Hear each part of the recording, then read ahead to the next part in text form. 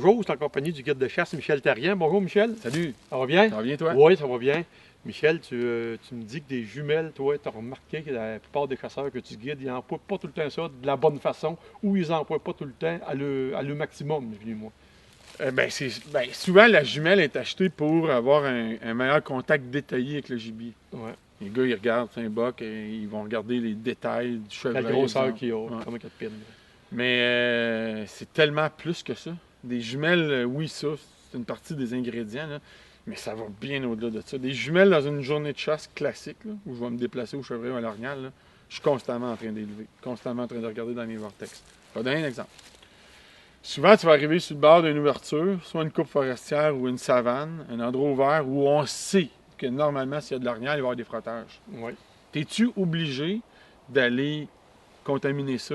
Prends l'exemple des gros bocs chevreuils. Tu as des lignes de frottage, puis tu vas les voir dans le bois franc, ou tu vas les voir en bordure d'un chemin, tu vas les voir en bordure d'une ouverture. Tu n'es pas obligé d'aller là. Tu vas prendre tes jumelles, puis tu vas regarder, puis souvent, tu vas avoir un premier frottage, un deuxième frottage, parce que les arbres sont cicatrisés, des fois longs de même, ou sont cassés. Tu le vois bien aux jumelles. Fait que tu vois, ça, c'est un des éléments que je vais chercher à trouver avec mes jumelles.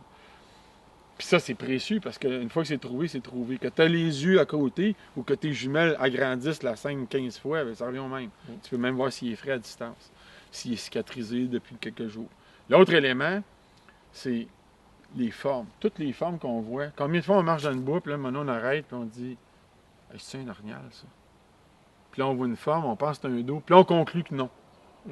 Mais la jumelle, tout de suite, là, c'est de regarder. Et si on pense qu'il y a un orignal, toujours penser que s'il y en a un, il y en a peut-être deux, il y en a peut-être trois, il y en a peut-être quatre, il y a peut-être un boc avec une mère et deux petits. Fait qu'une fois que tu vas prendre tes jumelles, confirmer l'identité de la masse, de l'objet, puis après ça, scanner, regarder. Puis combien de fois j'ai regardé dans des jumelles que j'aurais jamais vu ça à l'œil, puis là, je vois une oreille. Je vois juste un bout d'oreille. Là, la femelle est là. OK, la femelle est là. Là, je sais, de par les traces, qu'il y avait un boc aussi. Il y a des bonnes chances que le boc soit là. On est sur l'heure du midi. On est dans une forêt complètement à l'abri du soleil. Là, tout à coup, un bout de palette. Je vois juste un bout de corne qui reluit. Si je n'ai pas mes jumelles, est-ce que je vais voir ça? Pas sûr. Fait qu'il faut habituer le cerveau du chasseur à prendre cet outil-là pour optimiser tout l'impact visuel. Moi, il y a une place que les gens auraient intérêt d'utiliser, c'est l'appontage au chevreuil. On sait que 95% des chasseurs de chevreuil au Québec chassent sur l'appontage.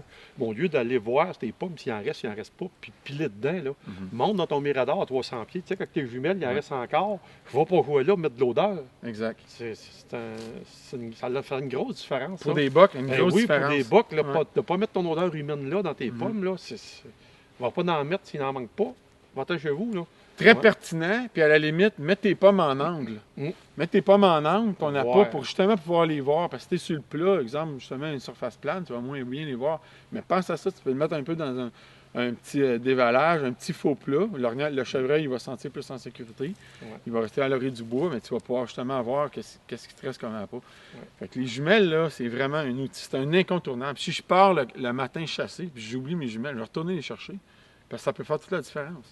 Quand tu chasses à des places comme Terre-Neuve ou l'Afrique ou des places de même, c'est doublement plus important. Exact. Si tu n'as pas ça, tu es handicapé. C'est carrément handicapé. C'est clair. Puis à partir du moment où tu regardes là-dedans, ton cerveau voit que dans la journée, ça fait des différences. Et si tu augmentes ça par le nombre de journées de chasse d'une année, le nombre de journées de chasse dans ta vie de chasseur, jamais tu vas partir sans des jumelles. C'est un équipement important pour le chasseur. Tout à fait. Merci, Michel. Ça fait plaisir. Ça fait plaisir.